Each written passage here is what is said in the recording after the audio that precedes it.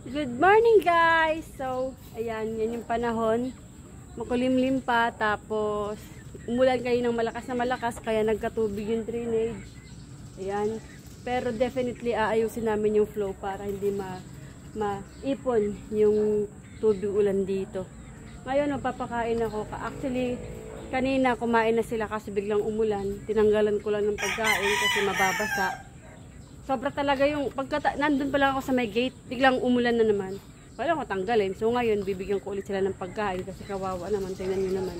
Nagugutom. So guys, ito yung pagpapakain. Hindi ko sure kung magpapakain ba talaga or magchat-chat kami ng ulan.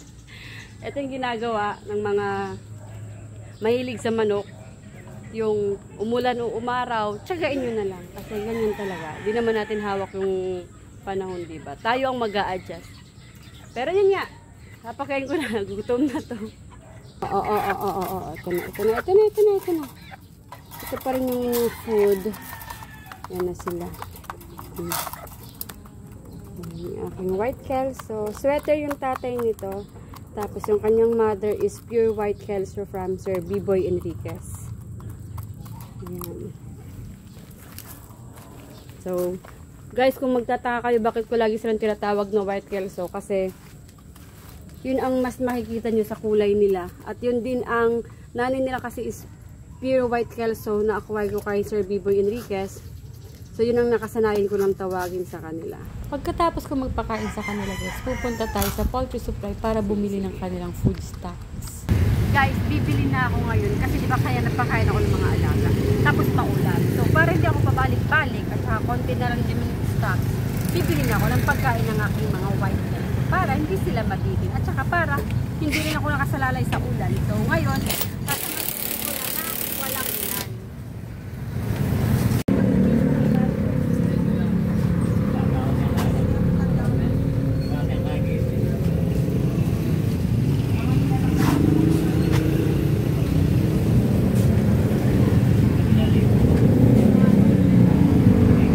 Dito ako bumibili kila Messina Poultry Supply. Ayan, kasi nandito yung mga kailangan natin ng mga foods para sa ating mga alaga. Mapabibi man yan or mga manok.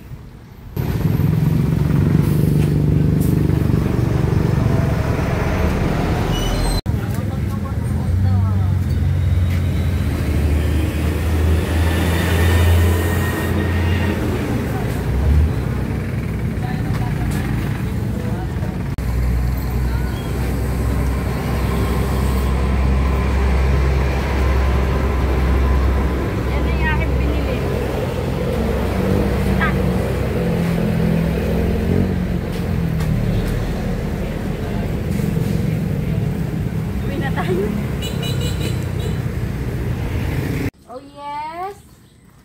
Oh. Yung kanilang pagkain, bawas na. Ibig sabihin, maya-maya yan. Hindi na naman mapapakali yan. Gusto na naman kumain. Which is good. Kasi, ibig sabihin, maganda yung kanilang sistema sa tiyan. Marunong silang mauhaw, marunong silang magutom. Ibig sabihin, all goods yung kanilang sistema. Ganda. Ganda ng aking mga alaga, oh. Sitting pretty, oh. O siya. Liligpitin ko na yung bagong bili. Tapos, babalikan ko sila kasi maglalagay ako ng kanilang drink. Ito, Jajing. Okay. Okay. Good. Ayun na yung isa nalagay ko na. So, itong successor, itong napanalunan pa natin doon sa Clark. Kasama to. Ito yung bagong bili. Guys, meron tayong Amboy. Ayun, si Amboy. Tapos si Judge. Where's Judge? Judging? Where are you? Hindi ko alam nasan si Judge. Tapos, ito si Jet Jet. Hi, Jet Jet. Ayan, bago siyang kasama natin. Ayan. Pero hindi pa siya pwede pumunta sa baba kasi bagong dating pa lang siya. So, hindi pa siya sanay. Kailangan muna siyang sanayin. At i-train kasi magiging kasama natin siya sa pag-aalaga ng mga manok. So, kailangan masanay siya sa mga manok. Kasi baka akala niya yung manok ulam. Which is no. Kasi precious yan mga alaga. So, sasanayin natin siya. Katulad ni Jaja at saka ni Amboy. Pangalan niya ay si Jet Jet. Mamaya-maya, pupuntahan ko na yung mga white kelso. Kasi ko lang kasi maglalagay na ako ng tubig para sa kanilang inumin. Napadaan lang ako kay Jet Jet. Kaya pinakilala ko sa inyo. Medyo sumilit yung araw, guys. Kanina nilalamig ako ngayon. Iniinitan na ako. So, ito. Kailangan natin ito yung mga girls. Sino ba to? Si Lady Blue? Well guys, bago ako magpainom ng tubig, kukunin ko yung itlog nito kasi meron kaming itlog. Yeah. Kunin yung itlog mo ha. Okay. Diba? Siyang itlog. So ngayon papainom na ako. Tapos kasi kanina kumain na sila. Kanina malamig, ngayon mainit na. Naka-jacket pa rin ako. Ngayon it's time para maglinis ako ng mga inuman nila. Actually mga puno to kaso tubig ulan. Kaya kailangan linisin.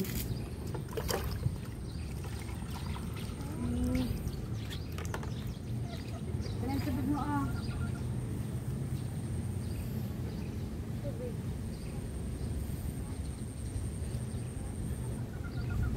Drink your water.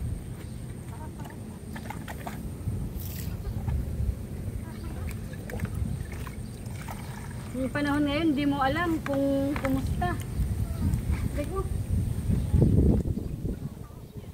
Hindi mo alam kung aaraw, uulan. Ngayon, syempre, mag-a-adjust ka kasi dapat kung saan komportable yung mga alaga mo, doon ka rin.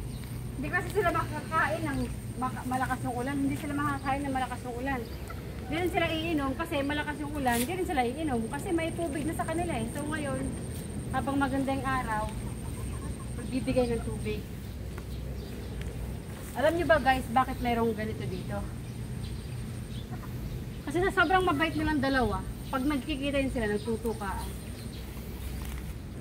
Hindi ko alam bakit gusto nilang isa't isa. Parehas naman silang ay, ando na pala yung tubig niya. Parehas naman silang pinapakain ng tama.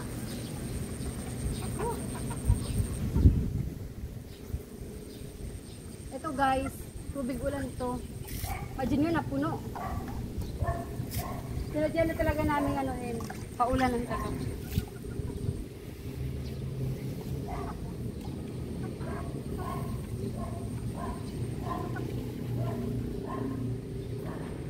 Hindi na kayo kakain, kumain na kayo. Huwag ka nang mag-ano, diba? Siyempre, ang paboritong kapitbahay, si Batman. Ang paborito ninyo. Paboritong kapitbahay ito ng aking white kelso. Pero ngayon, andito na siya sa girl. Ay!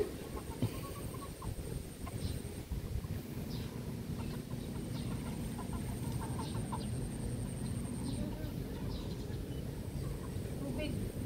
Nauuhaw siya. So guys, it's time naman para puntahan natin yung ating mga white kelso. Sila nang bibigyan ko ng tubig. Dahan-dahan lang kasi baha. Ayoko na magpainom. Biglang lumakas yung ulan natin. Kanina lang maganda yung araw, di ba? Tapos ngayon malakas yung ulan, malakas yung hangin. Tapos ito matindi. Katatapos ko ang sundon sa girls. Katatapos ko lang kay Batman. Naglalakad kaming ganyan. Biglang gumanyan yung ulan. Walang ambon. Biglang whoosh. Ngayon, dito na lang ako. Sisilong. Alam nyo guys, di ba kayo na nandun ako sa tabi? Kasi umuulan. Tapos biglang, bishop! Wala na namang ulan. Ganyan na naman yung panahon. So, parang naalala ko nung bata ako. Sabi nila, sige, okay lang yan. Magbilad ka lang ng damit mo dyan. Kasi ano naman dadaan lang daw yung ulan. Parang ganyan nga. Dumaan lang. Pero yung daan niya may bigat. Yung tipong kailangan mong sumilong. Drink your water. Yaya. Drink your water. Tapos ito. Ito naman. Yung tubig tubig na actually, puno to. Kaso tubig ulan. Hindi ko naman papainumin sila ng tubig ulan, lalo na kung galing sa yero. Kasi syempre, hindi mo alam kung anong galing doon. Baka may barag. Ano ba to? Yung talibatab, yung bat, talibatab yan dito tawag. So ngayon, hindi siya pwede painumin, lalo na kung galing sa bubong. Kailangan linisin. Oh, tissue water. Oops.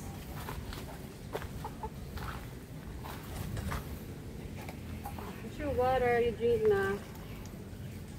So guys, bago natin tapusin ang ating video na umuulan tumaharaw, gusto ko lang ipaalam sa inyo na sa darating na mga breeding season, mayroon na kong mga manok na lalabas. Ito ay anak ng mga puro at saka puro. So, ang lalabas nun is crosses, mga 50-50 sila.